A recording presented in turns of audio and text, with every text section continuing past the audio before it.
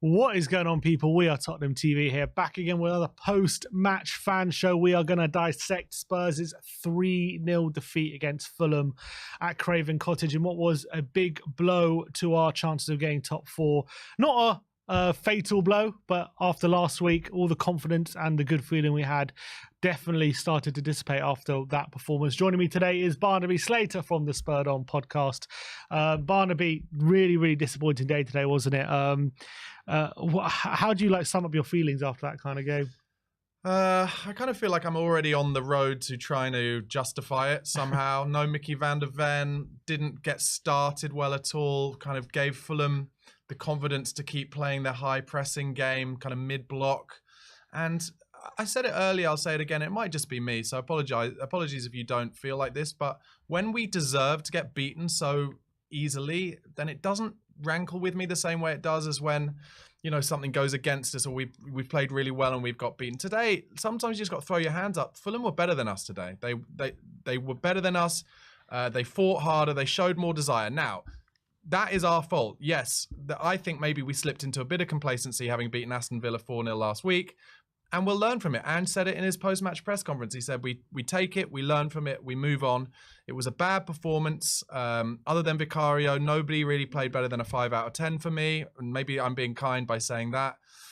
They were more clinical than we were. We had a couple of good chances in the first half. We weren't clinical enough.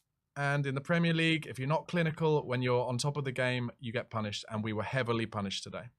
Yeah, before we get into things, obviously, if you want to come on and have your say, the link is in the community section to come and join the fan show and give your opinion on what was a really disappointing day for Spurs. Before we get into the fans, let's just go through some Postecoglou quotes from what he's been talking about the game in his press conference.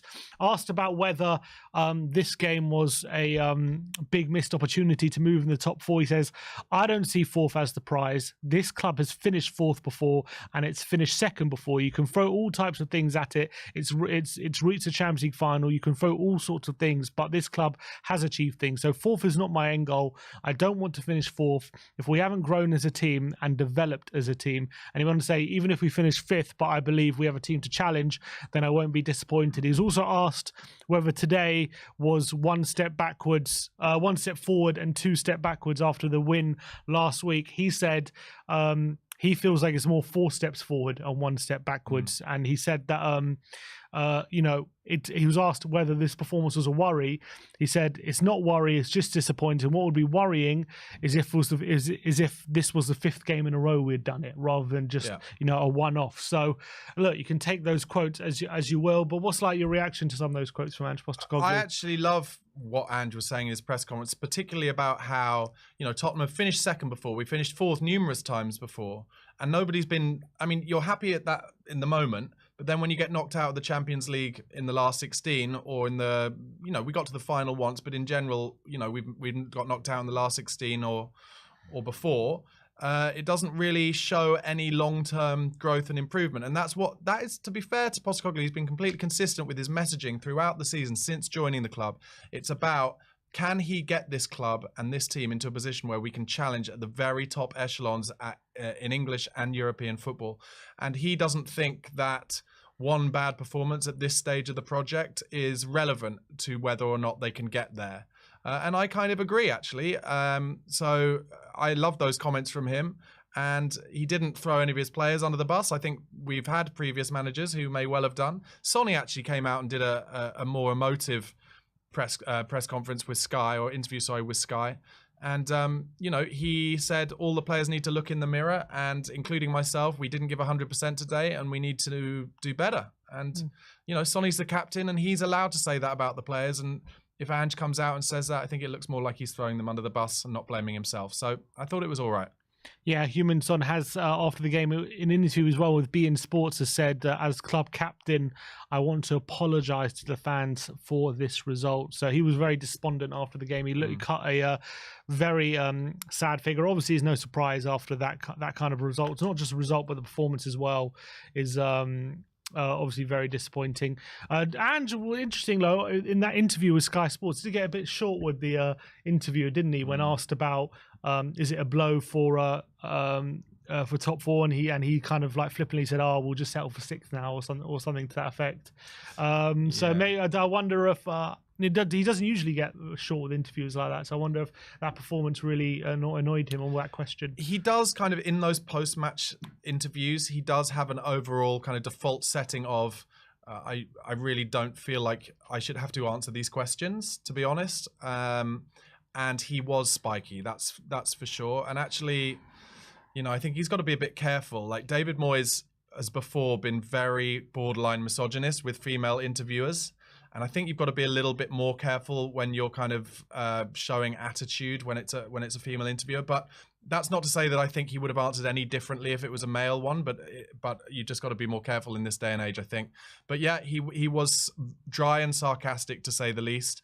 It wasn't the best look he's given this season, but like I said, it's kind of his default setting that he feels like he shouldn't have to answer those questions after that kind of, well, after any game, but certainly after a loss, and he made that clear, I think.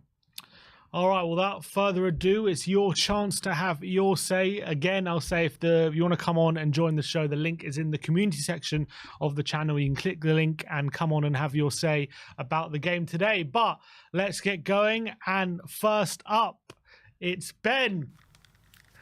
At home today, wasn't at the game. You're probably feeling happy about the fact that you probably didn't travel to Craven Cottage. But what do you take away from that performance? How do you explain how bad we were?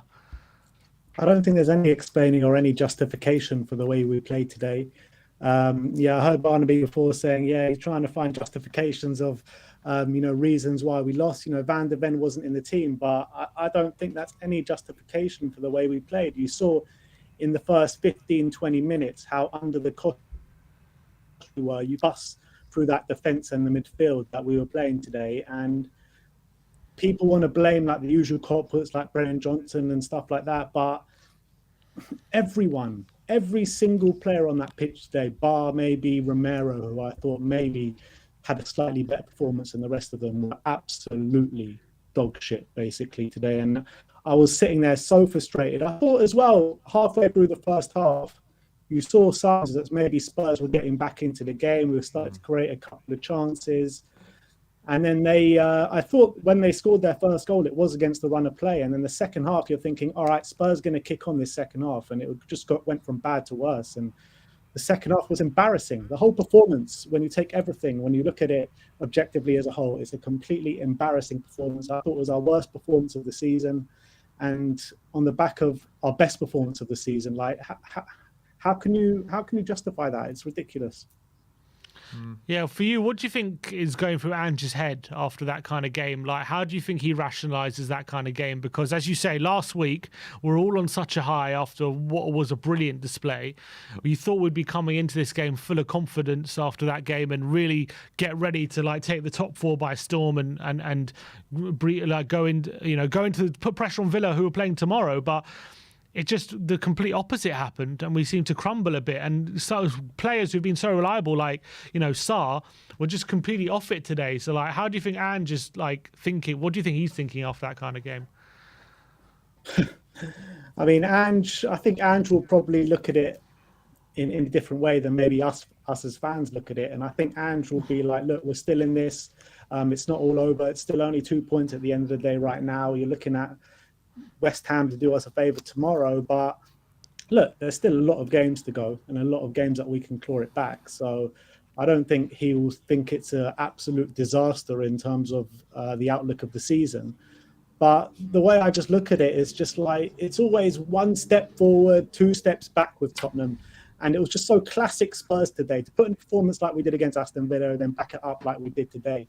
And what's annoying for me and what's disheartening for me is like players who usually step up for us every single time, like Destiny Udogie. He was embarrassing for that second goal. Pape Matar I thought was shocking today in terms of his ball playing ability. His passing success rate was terrible. Maddison, apart from that shot in the first half, I mean, I didn't see him do anything today. Bissouma I thought was poor. I thought Bentancur probably did more than all 3 midfielders put together when he came on. I thought he actually looked good when he came on, Bentancur. Just a quick one before I let Barnaby step in. You said 1 step forward, 2 steps back. Ange said after the game today, he was put to him whether this game was 1 step forward, 2 steps back. He said it's more like 4 steps forward and 1 step back. So would you disagree with him? Well, what does he mean by 4 steps forward? Why? Because are we 4 places above where we were last season? Like, what's he trying to say by that? I don't know. That was his response. Like his response was more like we've made a lot of steps forward, and this is more of a setback rather than it's kind of. He quoted saying if it was 1 step forward and 1 step back would be 18th right now. That's what he said. He said it's more like 4 steps forward and 1 step back. I'm not really sure what he's trying to get from that. I mean, I'm sure if it was 1 step forward and 1 step back, we're not going to be 18th in the league right now. But it's just a kick in the teeth. The way I'm not going to sit here and disagree with Ange Postecoglou. I love Ange, and I think this result doesn't make me change the way I think about Ange and the way that I think this club is going. And I still think we're going 100% in the right direction. It's just a massive kick in the teeth today. When me and you, Sim, were talking, weren't we, in the preview, saying there is no reason and no rhyme why we can't go in and put in a performance today against Fulham and get a result. There is no excuses to lose today. And I stand by that after seeing that. Yeah, I mean, hi Ben, hope you are, mate. I just to go back to what you said about me trying to justify it, I guess really what I'm saying is I need to find a way to get through the next couple of weeks. So I find ways to try and justify it for myself. But I understand absolutely everything you're saying. I mean, I guess the only thing that's missing from you a little bit is, would you give any kind of credit to Fulham for how they kind of pressured us into our inability to play to our maximum potential? Yeah, 100%. I give full credit to Fulham for the way they played today. I thought they were absolutely brilliant. They bossed us in so many areas of the pitch today. I thought Willian gave Pedro Porro so many problems down that left-hand side or down our right-hand side. And we just couldn't live with them at times. We really couldn't. They were cutting us open like a hot knife through butter at times, particularly in the early stages of the second half and the early stages of the first half. But I go back to it again. There's no excuse for that. Like, we should be stamping authority on a team that we are better than. And yes, Fulham are a very good team at Craven Cottage. They've beaten some top sides there. Arsenal have gone there and lost. We went in there and lost in the cup earlier in the season. Yeah. But it's no excuses to put in an abject and embarrassing performance as we did today. I didn't see any positives at all throughout that game. Maybe the only positives I can take is maybe Cuti Romero and Vicario. If they weren't there today, we probably concede another 2 or 3 goals. That's pretty much the only positives I can take. And maybe the substitutes, I thought Højbjerg and Bentancur looked good when they came on. Yeah, I thought Vicario was excellent. Just want to say one thing, because I'm also looking at the comments a little bit, and obviously the Aston Villa fans suddenly, from the dead of the last 7 days, have suddenly come from nowhere.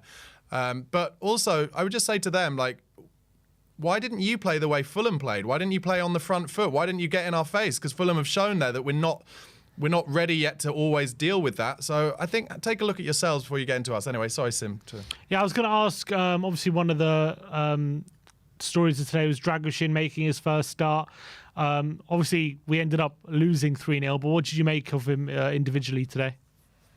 Wasn't that impressed, to be honest. I thought for the goal, he just left this man completely free at the back post, didn't track him, which was disappointing. I thought on the ball, he was okay at times, but I expected better from Dragoshin today. But look, I'm not going to lay into him too bad. It's his first start in a Spurs shirt. I thought his communication and maybe relationship on the pitch with Destiny Udogie on that left-hand side was pretty much clear that it was like their first game together, pretty much non-existent relationship from them on the pitch. So I think that will come over time. I'm not too worried about Dragoshin. I think I saw enough in that Villa game, and I saw a few good signs today in terms of ball playing ability, but in terms from a defensive point of view, I thought it was fairly poor today from him. Yeah, no, I mean, I think he seemed in the first half pretty decent in the air, helping us kind of winning that first ball from corners, but then unfortunately couldn't get his head on the one for the goal that they scored from the corner. But I agree with you in that it's a little bit too early to completely judge someone who's not had the game time to acclimatise yet.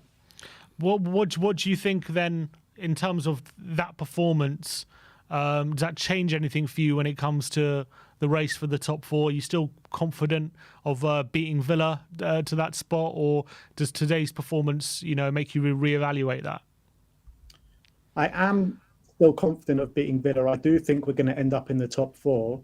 However, I think it's clear to see by everyone it's not going to be as cut and dry as maybe we thought after that Aston Villa game last week. We absolutely went to Villa Park. We played them off the park. We smashed them 4-0. And now Villa, if they win tomorrow at the London Stadium, it's pretty much put that performance and that result in vain. And that's the most frustrating thing about the whole situation. I do think with the run of fixtures that we have now, we've got an opportunity to still go on a run and get a few good results over the next 3 or 4 games. And Aston Villa do have hard games coming up. So I can see us finishing 4th, and I still expect us to finish 4th, but I don't think it's going to be maybe as easy as we all thought after that game at Aston Villa. I don't think maybe we're clear favourites, but I think we're slightly edging it right now. And all those Villa fans, coming out the woodworks right now, like... Take a look at yourselves before you come at us. Go and win at West Ham tomorrow first before you start coming and berating us. Like, you got absolutely terrorised last week. All right, bro. Good to see you. Top man. Hopefully next time in better circumstances, but it won't be because it's going to be tomorrow when we talk about the game in even more depth. So I'm looking forward to that. I tell you what, I actually just found the biggest positive today was that I forgot to apply for the away ticket today, and I got to watch it at home. Like, that probably been worse than if I had to go to that game today. So I guess that was probably the biggest positive of the day. But yeah, absolutely. I'll speak to you guys soon. Top man. Nice one, See Ben. you later. See you in a bit. Very, very disappointing as always. Let's read through a few comments. My grandpa's in the comments. Big up, grandpa. He says, cannot blame the manager.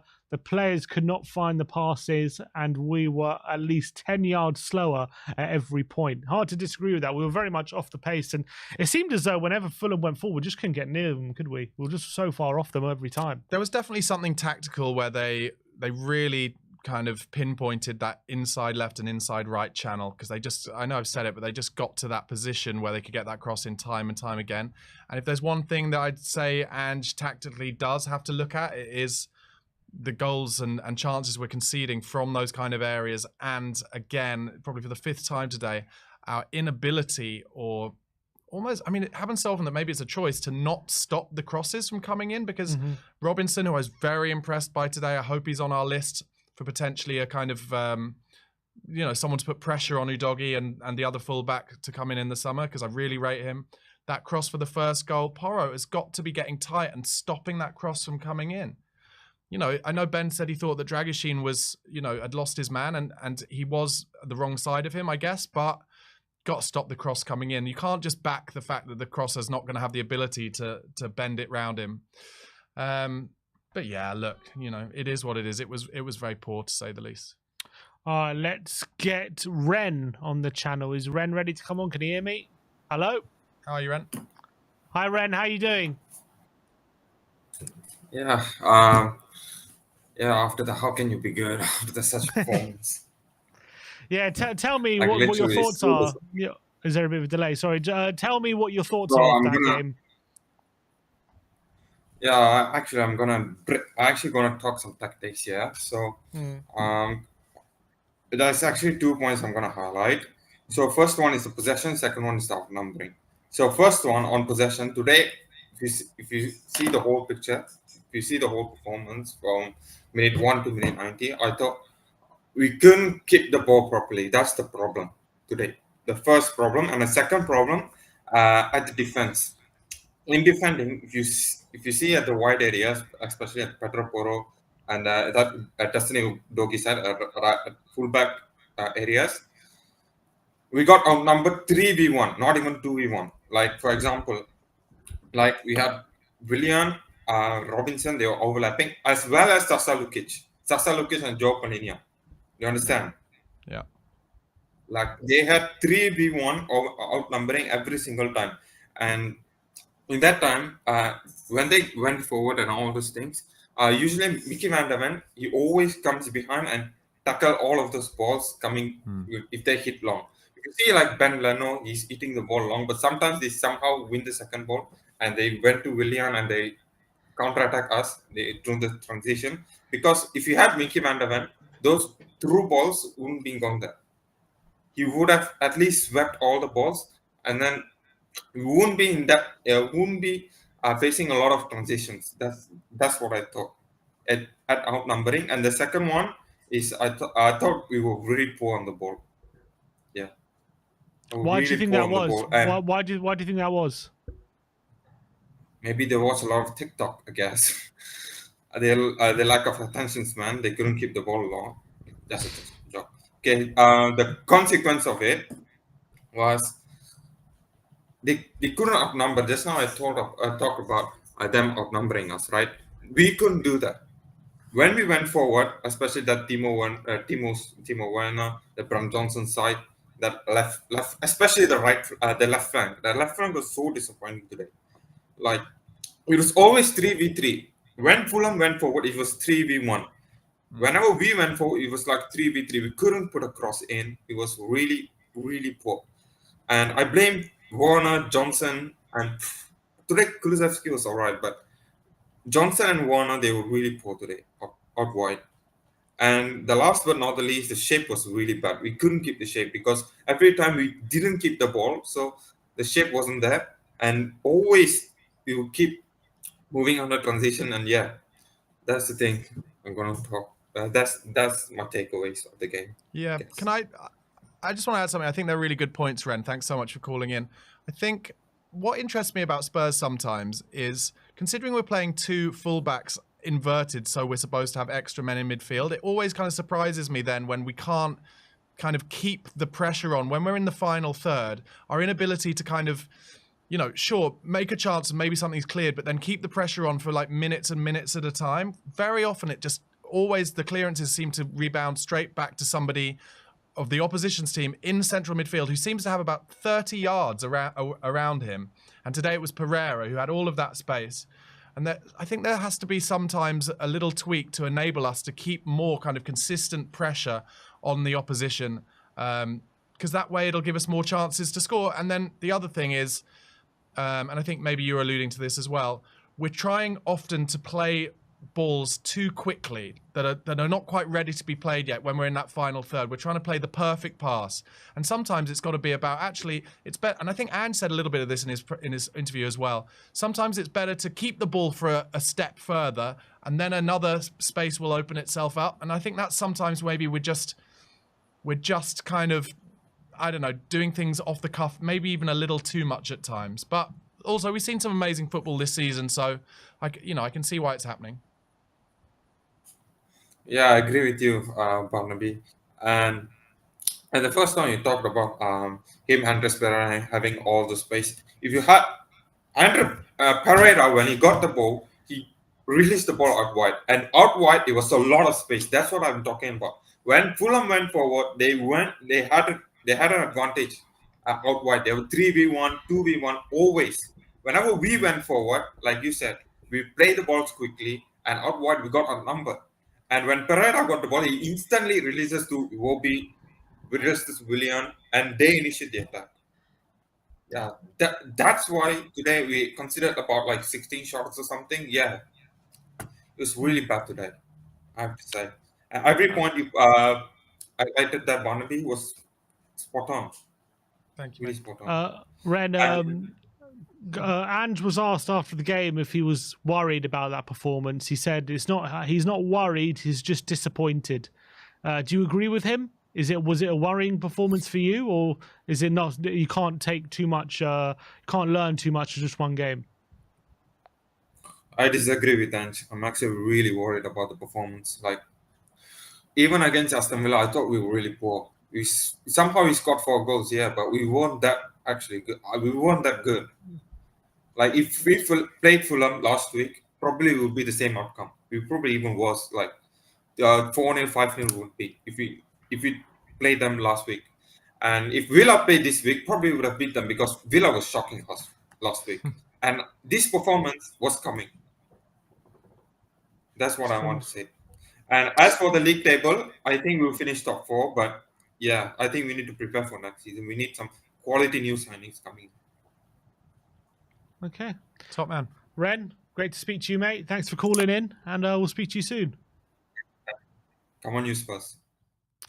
Big up to Ren there. He said we were shocking last week. This result was coming. Yeah, Take? I don't agree with that, but I thought Ren had some good takes. But all I know is for the first time that I've ever seen, I've just been given a hashtag Barnaby out in the comments. So it's an honor to join Enoch in the being asked to. Apparently, people are saying Ange out, so I wouldn't take too much credence in what people post on the comment section. But let's get Rovshan's view on today's game. Let's get him on. Rovshan, cheers for calling in. Always good to see you, mate. Look, really disappointing display today. Why were we so poor today? What do you think was the cause? Oh, was he gone? No, he moved. No, I can't hear him. Is he on mute? He's got a slow internet connection. I will try and get him back on, I think. He seems... Can you hear me now? Yeah, Oh, yeah, there yes, you are, we can hear him, Rovshan. we can Good hear man. him. Can you hear me now? Yes, Rovshan. We can hear you. Yeah, so why do you think it went so wrong today? Guys. Yeah, personally for me, it was disappointing as for everyone, but it's not the game to focus on individuals because the whole team was bad. But I will focus on individuals in general with this game as well, because I have some problem with some players in this team. Not problem, but I don't think they are enough for us to be in the next level. One of them is Yves Bissouma. For me, his credit ended weeks ago, but for all the people, I think this game has to be the one that we need to criticize Bissouma, because it's his second season at Tottenham, and how many top games did he have? 10, 11. And it's very low number for 2 seasons, in my opinion. I don't say he's a bad player at all. Of course, he has some talent, that's for sure. He's better than Højbjerg. But I don't think, for me, defensive midfielder position is the most important position in the team, because he runs the whole thing in terms of the positioning, everything. And I don't think he's that level, in terms of all the top teams have top DMs. Arsenal, Declan Rice, Manchester City, Rodri, Real Madrid, Tchouameni. I don't think Bissouma is that level. Again, I don't suggest that he hasn't got anything, but for the next level to challenge titles, trophies, I don't think Bissouma is enough, and we need to upgrade on him. He can be a squad player, that's for sure, but yeah, I agree. I don't like the idea of him being our main player. And another one is our wingers, to be fair. I think we have wingers who are going to give you 2 good games, 2 bad games. I don't think we have wingers who are going to give you consistently top performances. That's a problem as well. Brennan Johnson, Dejan Kulusevski, and we both such a similar type of winger in January in Timo Werner. Such a paradox player he is from up to down. He had a very good finish last week against Aston Villa, and he missed the easiest chance of his life today. I don't know how he missed that. He might be the only player to miss that chance in that position. So that, in my opinion, summer transfer window must be all about bringing a top defensive midfielder, maybe up and coming, maybe prime one, and 2 top wingers is demanded, because I don't think we get enough goal contributions from wing positions as well. At best, they are giving us 10, 11 goal contributions per season, and that's not good enough when you look at Saka. I don't say that winger must be at the level of Salah, Saka, but at least they must be close to him if you want to be the next level team. Yeah. So that's why I have, in terms of, in general, I have problem with the defensive midfield and wingers. But yeah, today it was horrible, to be fair, but it's, I don't like to comment things on one game because the view is general, and in general,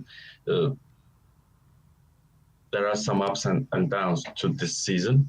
But as we are not in Europe, I expect more consistency, and I don't think we have this consistency since that 10-game run. We have been up and down. We have won 2 games, lost 1 game, and we have never been As good as we were in the beginning of the season, and we are reaching to the end of the season. This is the part of the season where we shouldn't crumble, because it's not important how you start; it's important how you end. That's very important. Yeah, That's I just wanted to general view of my. Yeah, that's brilliant views, Rovshan. Can I just ask one quick question, actually? Because I don't disagree with anything you're saying about Bissouma. I do really like him as a player, but I do wonder whether he'd be a perfect squad player. But do you think, based on everything you said, do you think Ange will see it exactly the way you're seeing it? And will he go to the board and say, I need a better defensive midfielder? And would he say, for instance, in that instance, look at someone like João Palhinha today and say, maybe he's the kind of player we'd want to get through the door as our first choice defensive midfielder, with Yves Bissouma as our, squad defensive midfielder? I hope so. And Ange is the one man that I really trust in this club, and I hope that he knows where the gaps are in this team, and I hope that he sees that we need a top, defensive midfield wall in terms of defensive midfield, who's gonna boss the game, because that's how it is. I think the positions that win teams the games are those positions. Declan Rice, Rodri. These are the players that boss the pitch and make their team dominate our rival. And I don't think Bissouma is that, unfortunately. I hope Ange sees this. And for sure, we need to have a plan in the summer. We're going to go and buy some top players if we want to reach the next level. How Ange says, he says that we are at the infancy of our project, and we're going to be better next season. And if we're going to be better, we need to look at those kind of gaps. Ange needs to look at those kind of gaps, and I'm sure they have a plan in mind. That's for sure. And personally, just as I mentioned before, I would like to see a better player than Bissouma in that position. I have absolutely no problem with him. I would love to keep him at this club, but I truly believe that if we have a world-class player in that position alone, we will be 2 times better than what we are at the moment. That's just my opinion. Rovshan, after the game, Ange was asked if the performance was a worrying performance, especially in terms of the race for top 4. He said it's not worrying, it's just disappointing. He said worrying would be if we did this performance for the 5th time in a row. Right now, it's just disappointing. Did you agree with him, or do you think it is a worrying performance? Yeah, I agree with him. Performance is not good, that's for sure. That's open. I agree with him in terms of we need to look. We shouldn't look at this project game by game. We should look in general. In terms of performance, I don't think he can deny that this was our worst performance of the season. We got absolutely battered. But then you cannot use this as an excuse for the whole season, because we really had some very, very good games, top games. We're just not consistent. And that's why I think it's our problem at the moment, because since that Chelsea game, I really didn't see that when we had that consistency we had in the beginning of the season. We need to catch that, and I hope that this is the start after this game, obviously, after the international break. But then we have very tough games coming up, like City, Arsenal, Liverpool in a row. I trust Ange because, and as I trust Ange, I agree with him in all senses, not in terms of especially today's performance, but I really trust him in terms of I trust his way to take our club to the next level. That's why I will never, not criticize. I will never have a propaganda to say Ange out or some stuff like that. That's crazy, to be fair, and because it's his first season as well. And it's a good season. That's why I really like him. No one can deny we are 53 points potential, and we have 10 games ahead. Yeah, I agree with him. We need to look in general, not for especially today's game. But it's a very worrying performance, that's for sure. All right, Rovshan. Good to see you as Thanks, always, Roshan. mate. Cheers for calling in. We'll speak to you soon, mate. Can I see you, Roshan? Can I just raise something before we move on to our next caller? I think there's a big chance that next season, I think we'll still be progressing, we'll still be growing, but I think there's a chance that we may go through a difficult stage next season. Mm-hmm. And I think it's really important when that happens that Spurs fans realize that this thing is we're not gonna get there overnight. Mm-hmm. It's not gonna be like, I don't think it's realistic that we're gonna be winning the title next season. I hate to say it. And there's an element of the Spurs fan base who react when something goes wrong, like, oh, just burn it all. And because we're just so hungry for those trophies. We want the trophy now. We don't want to be patient. But I think we've genuinely got the right man in charge, but we've got to give him the time and the patience. The other thing I wanted to bring up that I think will be interesting is, will Ange evolve? Is this actually, as he said it is, about him drumming into the players the mentality, about how to change the mentality, about how to always be on the front foot? And is that why he's always pushing both fullbacks forward and we're getting caught on the return so much? Because Pep Guardiola had to evolve. Mm-hmm. Arsenal, yeah, they've got Declan Rice, as Roshan was saying, but they have one fullback who doesn't go forward at all, barely. They basically have 3 centre-backs, including Ben White, mm-hmm. who play a bit narrow when they haven't got the ball. So will, after this season, if Ange gets the players he wants and has the squad in place that he wants, will he then evolve and say, okay, I will fall on my sword a little bit and be a bit more solid? Because the only slight doubt I have is whether in the Premier League, with the standard of the teams you come up against, whether you can afford to be so open on the transition as we are. But remains to be seen. Yeah, I think you probably have a good point, and we are very, very open. I guess the counter argument to that would always be, look how open a lot of the top 3 right now. They were when they were in the same time scale as our current project. They probably look just as open. Agreed. And people would use the same things. That's what I'm saying, exactly. So look, there's both sides, but I agree. Like at the moment, we're getting caught way too much, and I don't know whether that's a consequence of the system, or is it because we're not the players haven't kind of got to grips with the system yet, and I can't really tell at the moment. Maybe we'll bring someone who can tell, and let Stel from Tottenham Way. Big up, Stel. How are we doing today? Really, really poor result, but good to see you. Yeah, good evening, guys. I hope you and Barnaby are doing well. Everyone watching the show, like, subscribe.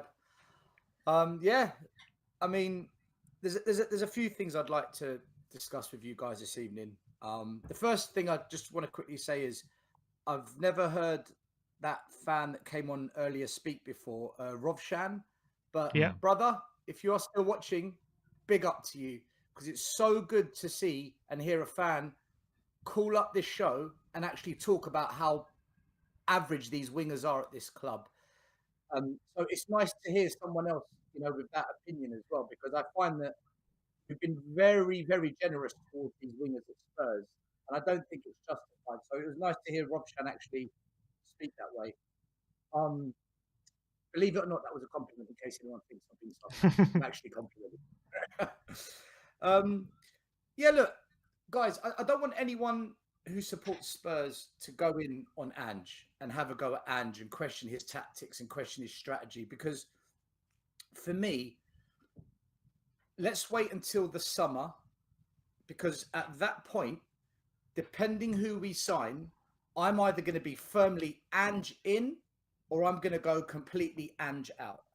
And what I mean by that is, if I don't see some top signings come into this club to justify this FFP status, the kings of profit and sustainability, the richest club in London, justify why we built this stadium. If I don't see some top talent come into this club and I see the likes of Timo Werner given a long-term contract, Barnaby, Sim, everyone watching, I will be 100% Ange out, because we are not winning trophies with those types of players. So for now, please, let's get behind him. Let him do his job. Let's see where we finish. We all predicted we'd finish mid-table or 8th. We're punching above our weight. If we get top 4, amazing. If we get into Europe, it's progress. But in the summer, whatever happens by the end of it, it's on Ange's watch, because he's come out and he said, I pick the players, or I have the final say. He publicly said that. So I would truly judge him once the window is shut in the summer. But for now, look, he's doing what he can with the tools he's got. He's been given some level of backing. Let's see where we end up at the end of the season. Do you think that's a fair assessment, guys? To wait until the summer and see what kind of players we get? Yeah, I think that's fair. But I wouldn't. But what are you trying to say? You'd say you start judging him after the summer. Or you're saying if we don't get the players, then you're Ange out even before he's had a chance. Is that? I'm confused what you're saying. If we sign Timo Werner, I'm Ange out. Immediately. Yes, 100%. Because that is not the caliber of player that is going to help us beat the clubs at the top of their game right now, Liverpool, City and Arsenal. But why would sacking Ange help? Because he's accepting players signing for Spurs that won't progress us. Like, he's tolerating mediocrity. We've been here before. Like, tonight's game, I've experienced this 100 times. Bottle job, Spursy. Tonight, be under no illusion, we bottled it. That was a bottle job performance from Tottenham Hotspur. I don't like saying that. I praised the hell out of us last week when we beat Aston Villa. I thought that was our best performance last week. I thought that was fantastic. We controlled the game from start to finish. But if he starts accepting players like Timo Werner, then he's accepting mediocrity. And that will only end up in one way. He won't survive. We've been here before. So that's why I'm saying it's him. Is there an element of that being a different? You know, what if he bought Eberechi Eze and Timo Werner, or Michael Elise and Timo Werner, and he says, well, I think Timo Werner is a good enough squad player in terms of, if you look at the other Premier League clubs' subs benches, apart from, I'd say, probably Manchester City, I don't think there are many squad players actually that you can get for less than kind of 50, 60 million pounds who have the experience that Timo Werner does. And actually, I think last week we were all praising him because he scored a good instinctive finish. Yes, he's missed a bad chance today, but I don't think, people miss chances. I don't think that's a slight on his character. Barnaby, sorry, no, Barnaby, you're okay. You're trying to cover it up because you want to remain ultra positive, which I respect. There's nothing bad with that approach. Timo Werner, that miss you saw today, he did it time and time and time again in a Chelsea shirt. Every Chelsea fan I know warned us of this. Okay, like regardless of how bad the team as a whole played today. By the way, Mr. Box Office came on here last week and said everyone's getting carried away. He came on and he said, he's not convinced by Ange just yet. And in the comments, he got absolutely ridiculed. Well, he was kind of right if you look at today. This Timo Werner, and it's not just him, it's Brennan Johnson as well, and it's Brian Hill, and I'll even maybe say Kulusevski to some degree. These players, when the chances come, they have got to be finishing these chances. I saw Brennan Johnson go in on goal today in the first half, one-on-one with the goalie, and he P-rolls it into the goalie's hands. In the second half, he's missed an open goal from 2 yards. Timo Werner, he missed an open goal from 2 yards. When your team is playing badly, and the whole team played badly today, we still created moments to get back in that game. We still created those moments. We failed to convert them. Timo Werner and Brennan Johnson were brought in to convert those. So if they're not converting them, it's on them, guys. Like, I'm not the kind of person that's just going to be nice about it, because last week, Brennan Johnson, he was really good with his pressing, and he scored a goal from 6 yards out. On the ball, he's not a good player. On the ball today, the amount of times his first touch was too heavy, his second touch was too heavy, he misplaced a pass.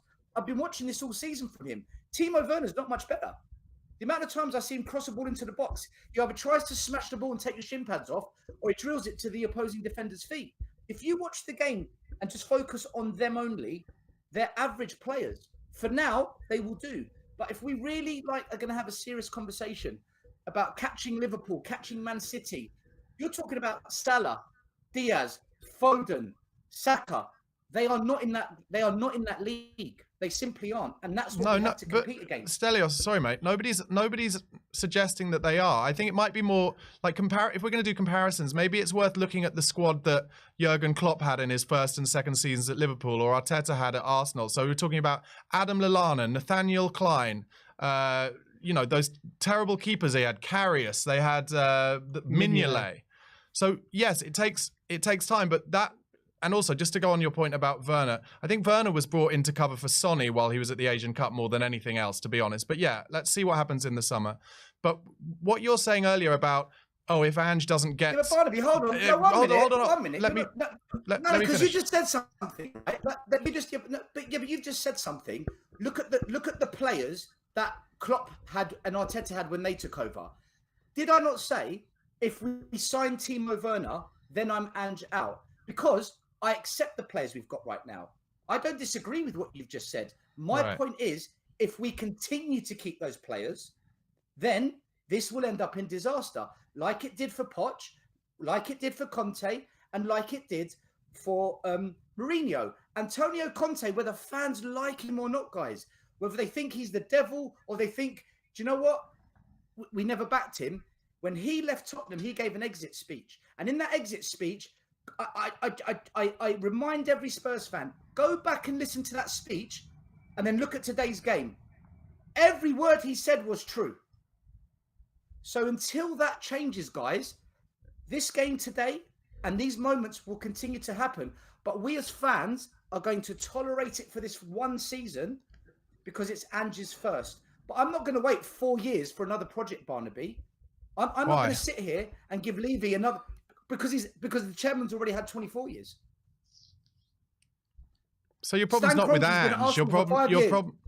Your problem is with Levy, not with Ange, right? My problem is 100% with Levy, but if Ange accepts mediocre players, then I have a problem with Ange as well, because he's the only manager that ever came out, Barnaby, and said, when he was asked in a press conference a few months back, he said that they asked him about transfers and players, and he said, I wouldn't have taken the job if I didn't have the final say.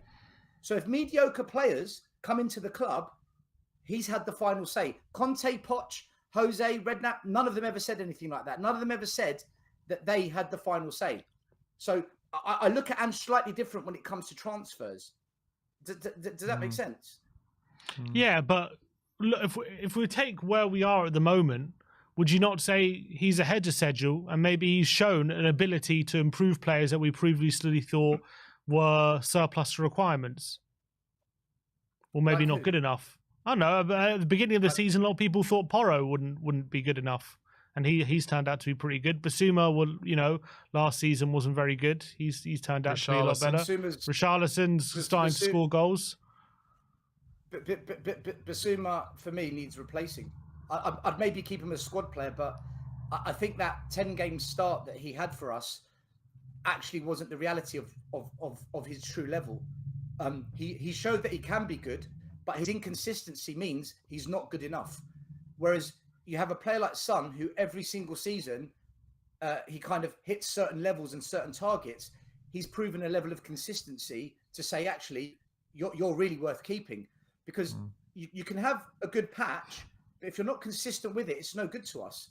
So, and regarding Richarlison, again, if you look at the goals he's scored, 85% of his goals, guys, against the bottom 8 teams.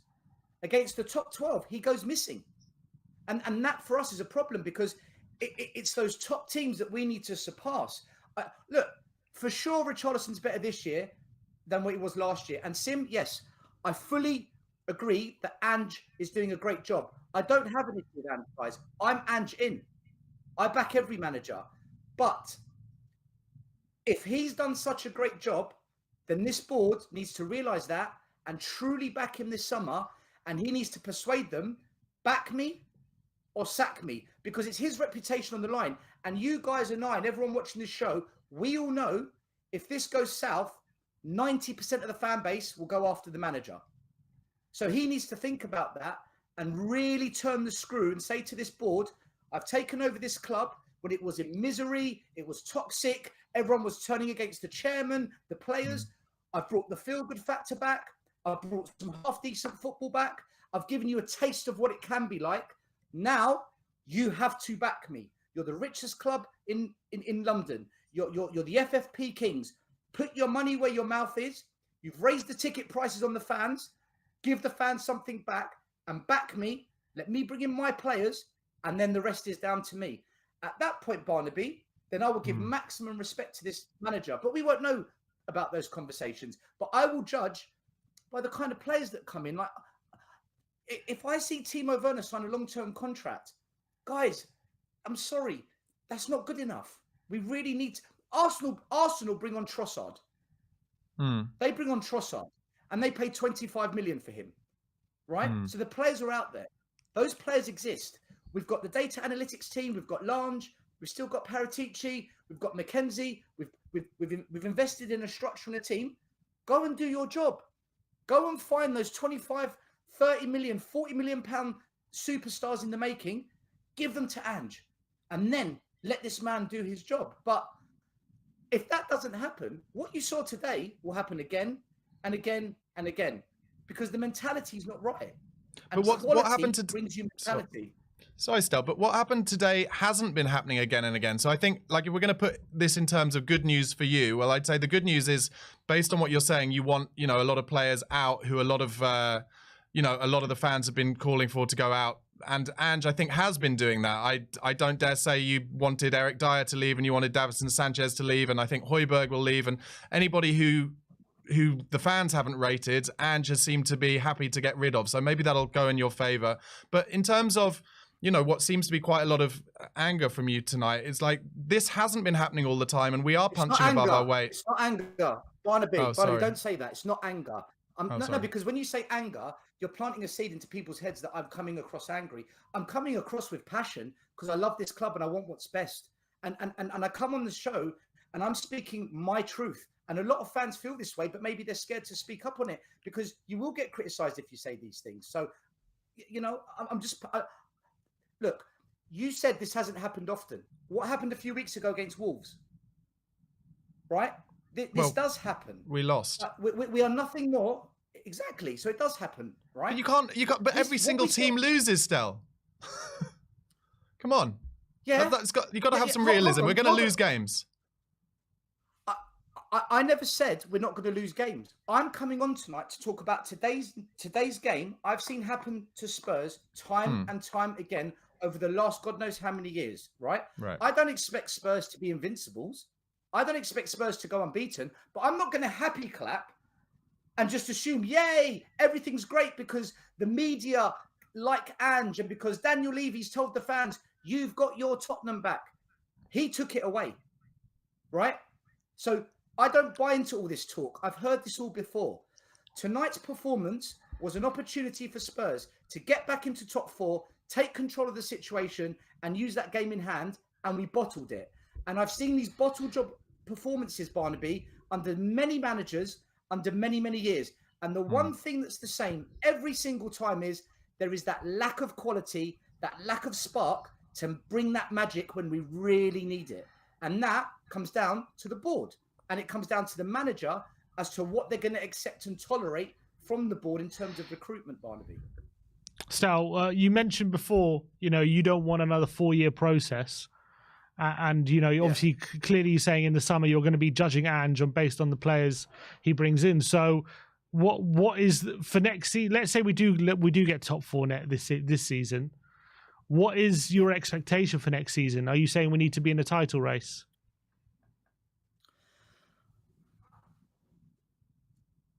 If we are competitive and with 10 games to go, we're in the mix to win the title, but not the favourites. And we're in a semi-final of a cup. Sim, I can tolerate that. For one extra year, I can tolerate being the nearly men, almost there, but we genuinely were almost there. And then the year after that, if we then have another great summer window, I expect trophies. Otherwise, I don't know why we built this stadium. I have no idea why we moved to a £1 billion stadium and to have all these riches coming into the club.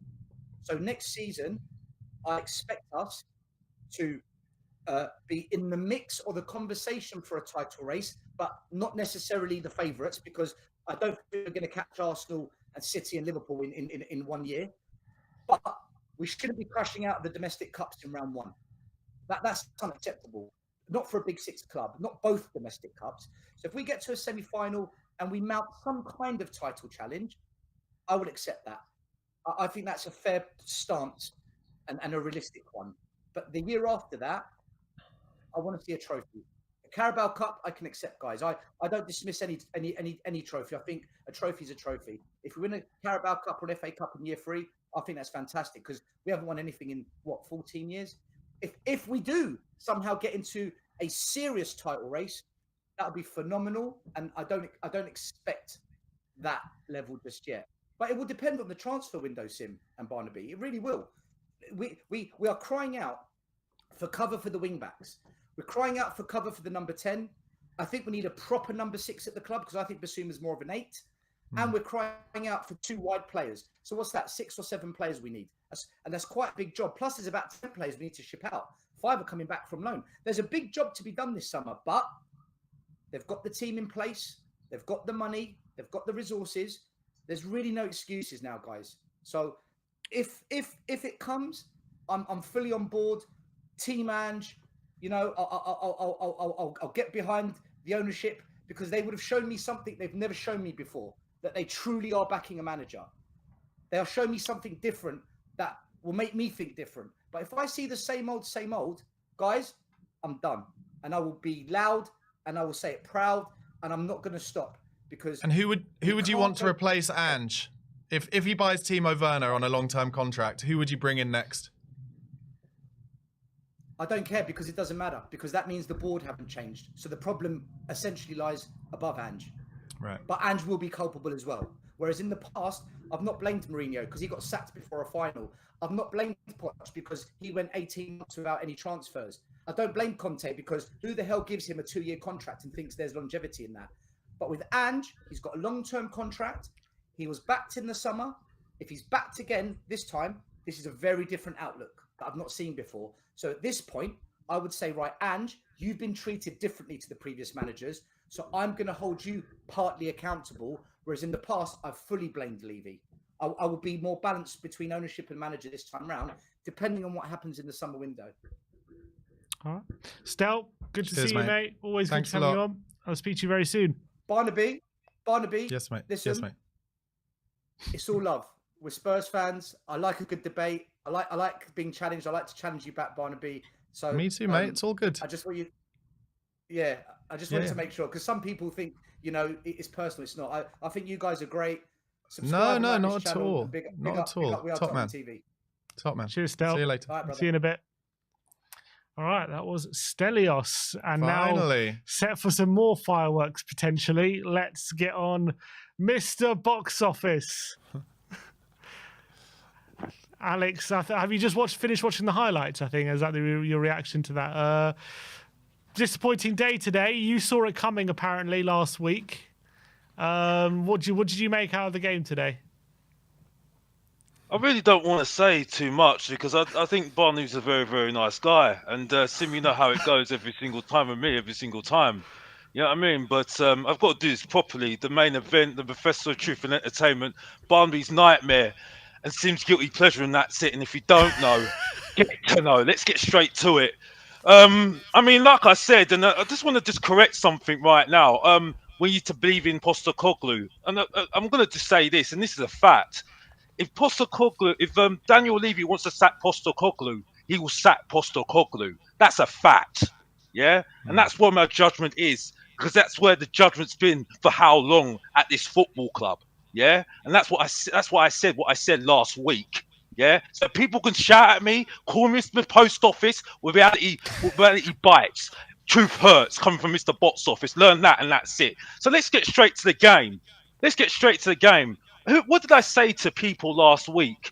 I told you the front three weren't good enough. Look what happened. Yeah?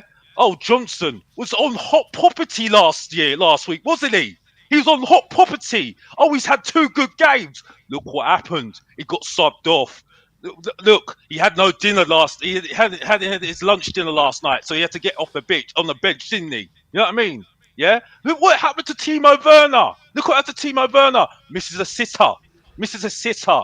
I told you about Timo Werner, didn't I? You know what I mean? I told you about Son as a captain. I told you Vicario looks more a captain than Son. Look what's happened. Yeah. I was told he's inspiring.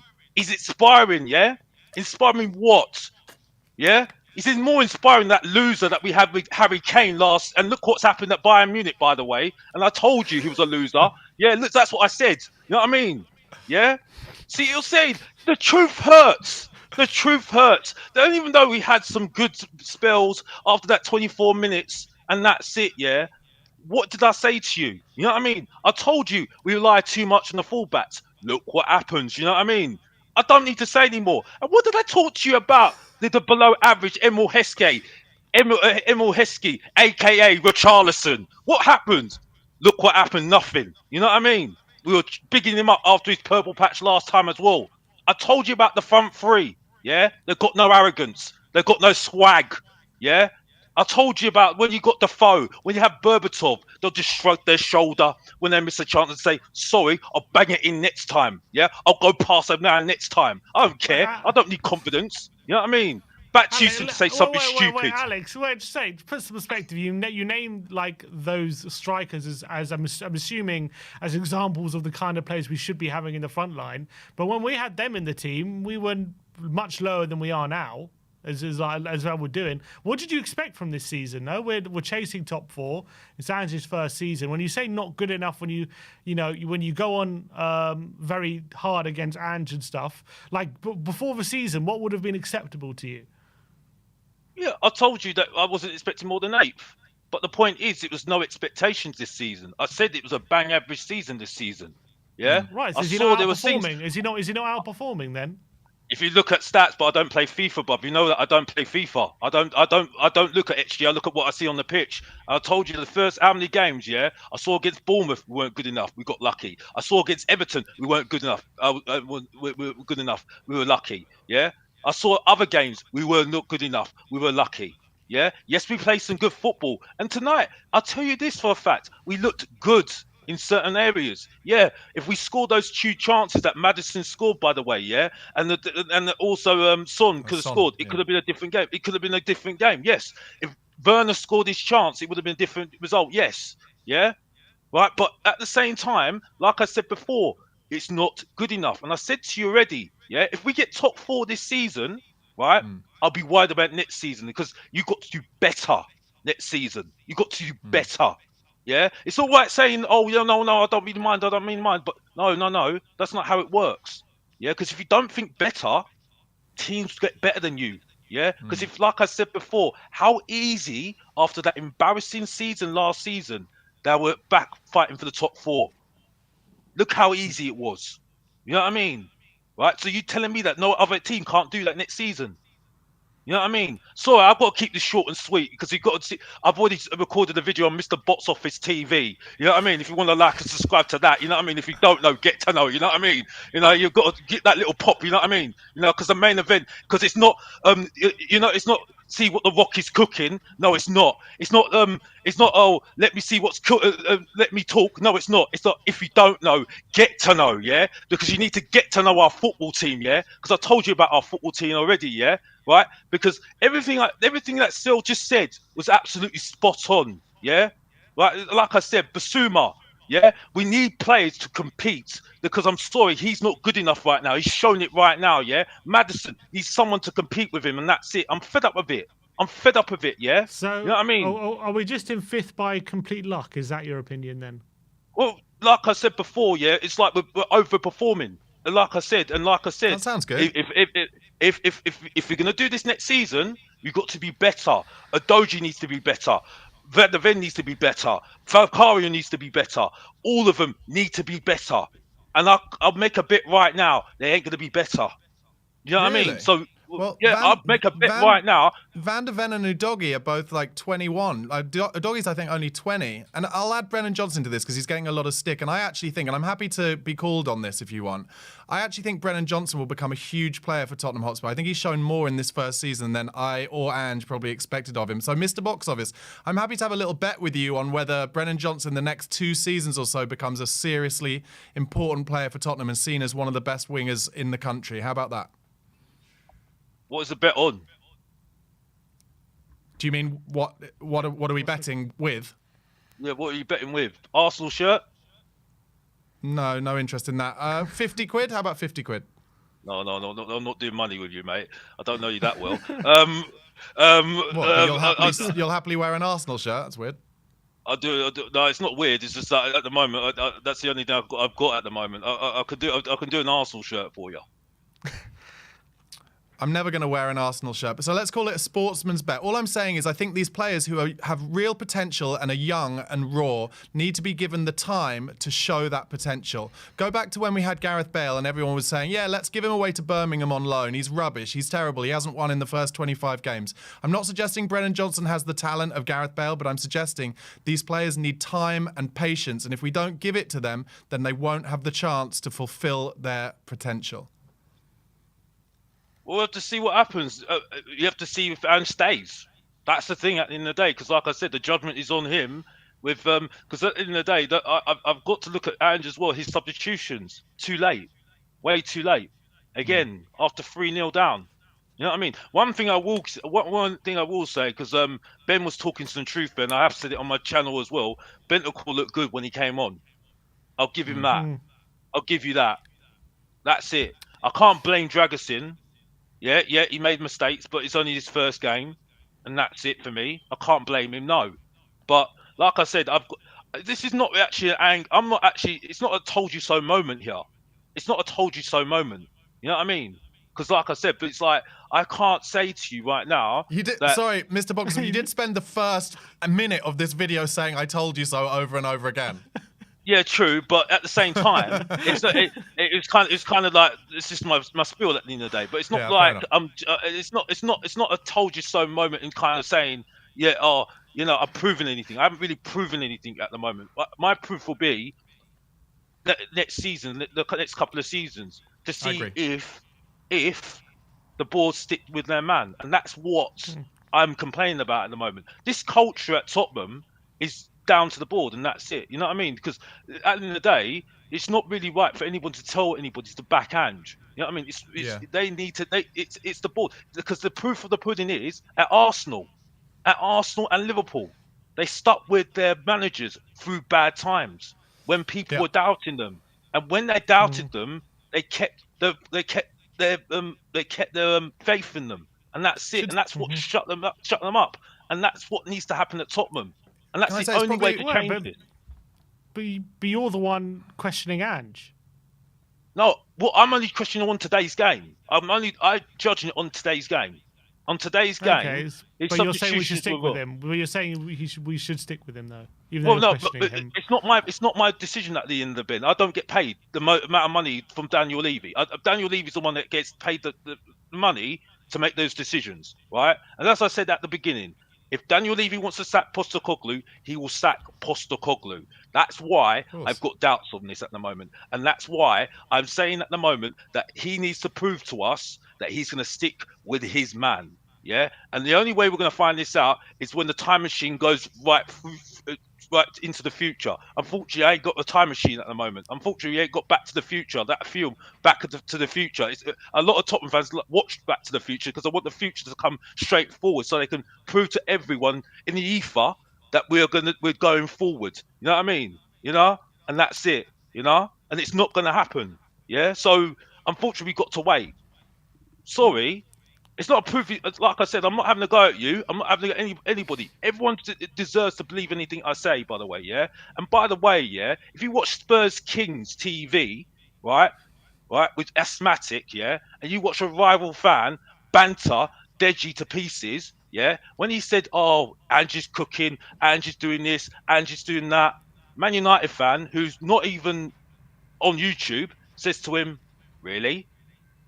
Really? You're having a laugh. He's only been here 5 minutes, and you're saying he's cooking. And look what's happened against Fulham. Don't need to say anymore. You know what I mean? When you hear all these other YouTube channels, rival fans saying, "Oh yeah, Andrew's cooking," that's hype. That's hype. When you hear a real fan who's not on YouTube telling us, "Oh, look at this, look at this," wait, why are you getting all big-headed for, Tottenham fans? He's only been here 5 minutes. Yeah, you know what I mean? That's but I it. think Simple. things were. I think it was so. Sorry, Alex. I actually think you've been really good tonight and really restrained. I just want to say, I think when you've been through what was so boring and turgid under Antonio Conte, that actually I think it's kind of allowed for us at moments to be like, oh my God, this feels so good. This feels so great. And if whoever you're talking about says what he means is, Ange's cooking or whatever way he chooses to say it, we've had it under, we've had Jose Mourinho, we've had Conte, Nuno before him. It was awful. And so I think a little bit, you and Stella both said we're punching above our weight. I think a little bit, some of us try to enjoy that and try not to react too hard when, as Ange predicted, there would be some lows, some peaks and troughs. And it's been a bad day today. Of course it has. But I think the long-term thing, compared to what we've been through for the last 5 years, looks really positive, personally. Listen, I didn't like Conte either. I didn't like Mourinho. I told about Mourinho as well. But the point I'm making is that at the moment is that they need to back their man. You know what I mean? Because like I said, I've told you the story. Everyone knows the story about when I was fed up of this whole process. And Stelios is absolutely spot on. We've had 24 years of this, and it's now for the board to make themselves known now because they've had 24 years to get this right. Yeah, if they need the fans to tell them what to do, I'm very, very worried. I'm massively worried. You know what I mean? Because you shouldn't need 24 years to make that decision. I've seen Leicester City do it, yeah, and then they're more decorated club than us, winning a Premier League. Maybe it was lucky, but they won the FA Cup as well. Would Tottenham fans want to have that as well right now? You know what I mean? I've got Tottenham fans saying they wouldn't have a Carabao Cup right now. I'm having Tottenham fans saying we don't want a Carabao Cup. Well, would you want to be in the Championship as well? I don't know. But anyway, I don't need to say. But anyway, I don't want to take too much of the time. You know where to find me. It's Mr. Box Office TV. Like and subscribe. If you don't know, get to know. Big up Ben. Big up Barnaby. And I'm out of here. Take care. Bye bye. Have a great night. I get no big up, but it's all good. It's all good, Alex. Much love to you. Big up, Alex. Always good to have him on. Let's keep going with the callers. A few more callers to go. We got the Joracle in the house who had a lot to say during the watch along. Jory, disappointing day at the office today, no doubt about it. It was a performance which probably for the first time this season I was coming away from it thinking we were very, very easy to play against today and we had no answer to the opposition. For you, why did it go so wrong?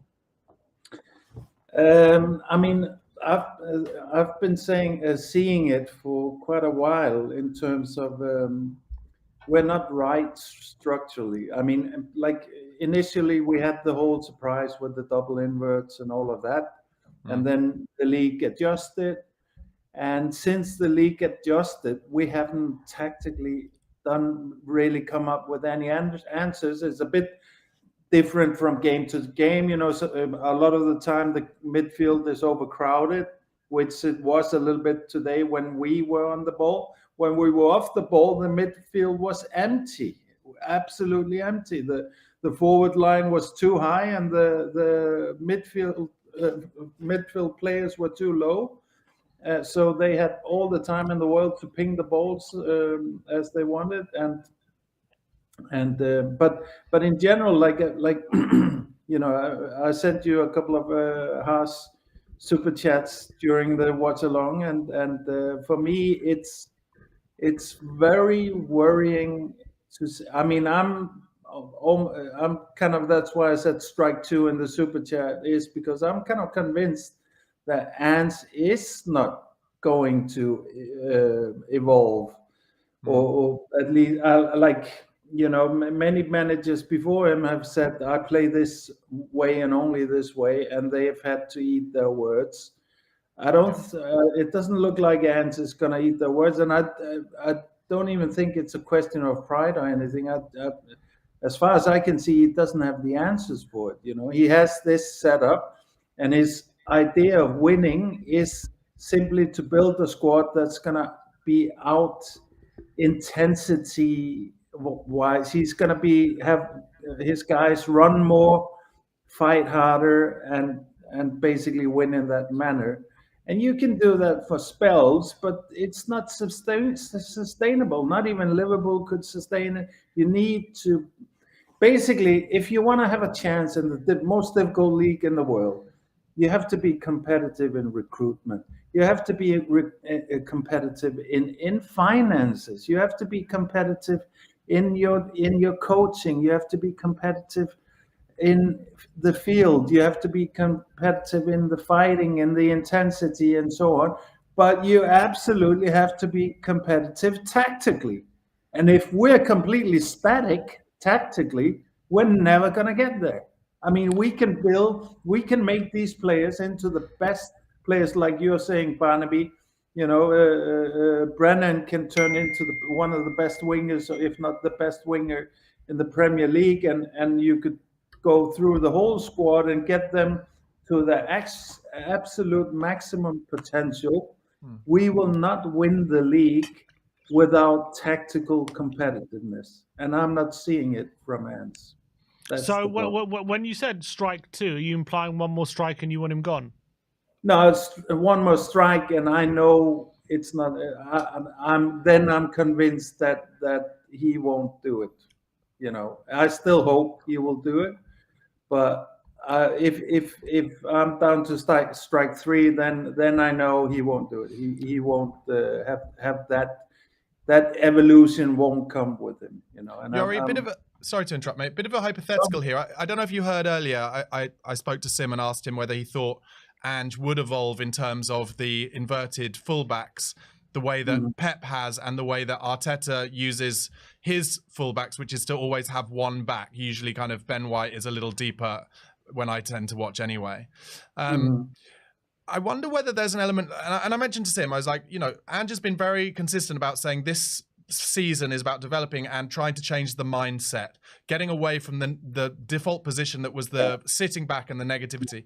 Is there also a chance on top of that when he looks at Porro, I'm saying Porro particularly because he's a bit older, but when he looks at Porro, he's like, actually, I don't think even if I did ask him to defend, he'd be able to defend that well anyway. So let's get them both going forward this season. And then in the summer, we'll try and buy someone who really pushes Porro and maybe gets in ahead of him, who is more of a comfortable player back as well as going forward. And maybe that would be the time where he would evolve into a kind of and I'm only going to say slightly, but a slightly more pragmatic way of using those fullbacks. That might be. I mean, I think Porro is one of our better players. I think I do too. Yeah. Yeah, I know you do. And I really don't have too much gripe with any particular players, to be honest. I mean, it's up and down. It's a young squad, so I know I'm in for a lot of frustration, a lot of lapses in concentration, and all of that. That's not what's worrying me. That's the evolution that I'm actually up for, which I'm looking forward to, even though it's never fun to get slapped like we did tonight. But that part is fine by me. The part that I'm really worried about is, like I said, if we're going to go through this journey now with Ange, because I also want to just put in there, I still think it's very important to have Ange here, because our most pressing issue to fix is the culture. And I both mean within the fan community, but especially within the club itself. Yeah. And Ange is doing miraculous work there, I think, and he will continue to do that. So that, but what is very disheartening is that I'm starting to be convinced that we're in for probably what I think Arsenal are in for, which is this journey right up to the limit of all of this, but you're not going to get it over the line. And I think in terms of Arsenal, they won't get it over the line because Arteta is not good enough tactically, not because he didn't adapt. He has started adapting, but he's not good enough. I thought Ange was as good as any tactically, because his original kind of setup and plan is a bit of a masterstroke. And I still think that's the template we should be working for. I'm not talking about, being like Mourinho was with us, really rewriting the whole thing between games. I'm talking about keeping our game, but really understanding that this left back is a huge weakness, and that's why we're gonna shift the whole thing a little bit there, and then we're gonna have the whatever, the midfield sit in this way, or just rotate it, tweak it a little bit to answer the questions that come Sure. up when you know who you're facing, so but still having a strong identities, playing his kind of base template, which is maybe what you're alluding to, Barnaby. Maybe Sure. that's something we'll see more of once we have even more capable players.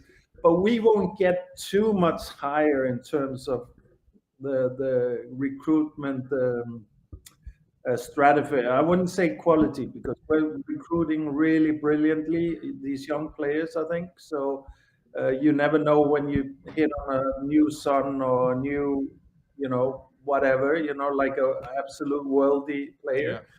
Yeah. We're probably gonna hit on a couple of those, but we won't put we won't go, okay, we need the best goalkeeper in the world. We'll pay 100 million for that guy now. I don't think we're going to do that, even in spite of everything we've seen. Yeah. Sorry, guys. No, but Joe, what I would say is, in terms of the need for Ange to adapt, if I'm Ange Postecoglou, I would say, why would I start adapting it when I haven't seen the full potential of what my methods can do at this current time? I mean, if you look at where we are on the table, and considering all the circumstances we've had, and as well the improvement we've had from last season, and as well the fact that a lot of these players are young players still adapting to Premier League football, let alone just his system, and we're still getting good results essentially, and by and large I think there's been more good performances and bad performances in my opinion. So why would Ange start adapting before he feels like he's reached the max potential of what his current methods are offering? I mean, I think you're right there. Maybe in terms of if it's simply a case of you're drilling it in now, and you want them to get up to max before you start tinkering around with it, then okay. But then you need actually to come out and say it, because this is the Premier League. The stakes are higher than anything else, and also in terms of the Champions League stuff. And you won't get endless free rides around the merry-go-round. You need to produce as well as along with the journey. You need to progress. You need to, like this season. I don't know that fans are being truthful if they weren't really, after a month or two of Ange, weren't really saying we're gonna take a trophy this season, and we didn't even fight for the cups. I think we didn't even put in a real effort for that.